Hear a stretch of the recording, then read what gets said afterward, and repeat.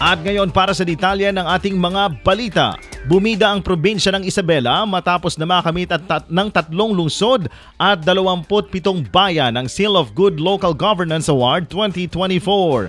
Pinarangalan ang lungsod ng Kawayan, lungsod ng Ilagan at lungsod ng Santiago, habang 27 sa 34 na bayan ng Isabela ang kinilala rin sa mahusay na pamamahala. Kabilang dito ang Angadanan, Aurora, Benito Sullivan, Burgos, Cabagan, Cordon, Delfin Albano, Dinapigue, Etchagüe, Gamu, Jones, Luna, Malig, Nagilian, Quezon, Quirino, Reyna Mercedes, Rojas, San Guillermo, San Isidro, San Manuel, San Mariano, San Mateo, San Pablo, Santa Maria, Santo Tomas at Tumawini. Ang bayan ng San Mateo ay tumanggap ng SGLG Award sa ika-8 pagkakataon, habang unang beses namang naparangalan ang bayan ng Dinapigue, Macunacon, San Agustin at San Pablo.